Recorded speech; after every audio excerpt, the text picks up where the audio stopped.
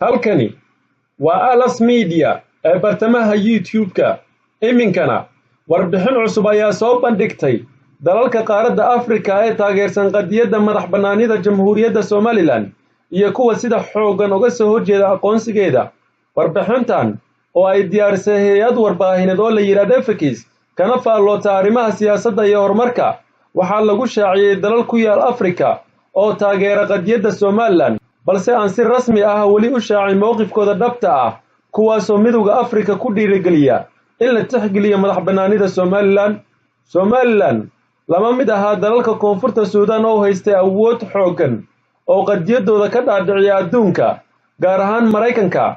Taasina waxay keentay inay noqdaan waddan madax bannaan oo aqoonsi ka haysta caalamka, laakiin Somaliland waxay haystaa taageero ka yar oo xudun u noqda inay dabada ka riixaan aqoonsigooda.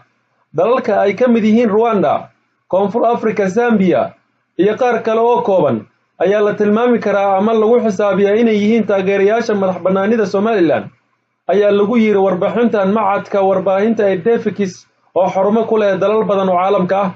Waxaa kaloo warbixinta lagu caddeeyay in dalalka Djibouti iyo Soomaaliya ay aad uga soo horjeedaan madax-bannaanida Jamhuuriyadda Somaliland, halka sidoo kale aan mowqifka Itoobiya oo weli si rasmi ah u caddeyn inay taageersan tahay in kale. Inkastoo ay xafiis siyaasadeed ku leedahay Hargeysa, isla markaana fiisa ama dalku-gal ku bixiso baasaboorka Somaliland.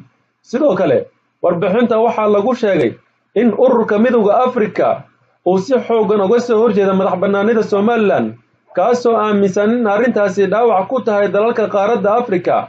Midowga Afrika ayaa caqabad ku ah dalalka taageersan qadiyadda Somaliland, waxaanu AU-du ka cabsi qabaan in madax-bannaanida Somaliland dhaawac ku noqoto xidhiidhka dalalka Afrika, gaar ahaan waddamada aan taageersanayn gooni-sutaagga Somaliland.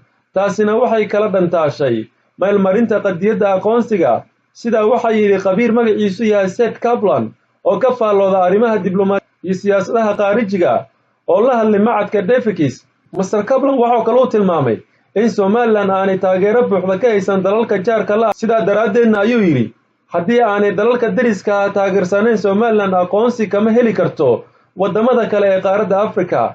Taasina waxay muujinaysaa in dabcan aanay caalamkuna aqoonsi u fidin karin Somaliland haddii aanay taageero ka haysan qaaradda Afrika. Hase yeeshee, sida warbixinta lagu iftiimiyey, wafdi ka socda midowga Afrika ayaa safar qiimeyn ah ku tagay Somaliland sanadkii 2005, kuwaasoo markii dambe soo saaray warbixin ay ku sheegayaan inay qadiyadda madax-bannaanida Somaliland wax saameyn ah ay ku yeelan karin dhibaatooyin ka dhasha dhinaca xuduudaha, noqonna doonin daaqad ku furanta Afrika oo horseeda in dalal badan kala go'aan. Dalka Somaliland waxa uu bixiyey shuruudaha looga baahan yahay qaran madax bannaan sida ku cad cahdiga Montevideo oo qeexaya xaqa iyo waajibaadka dalalka laga rabo, kuwaasoo ah in la helo dowlad ama xukuumad shaqaysa, dadweyne ama mujtamac joogto u degan, iyo dhul xuduudihiisu sugan yihiin. Shuruudaasna way buuxisay Somaliland.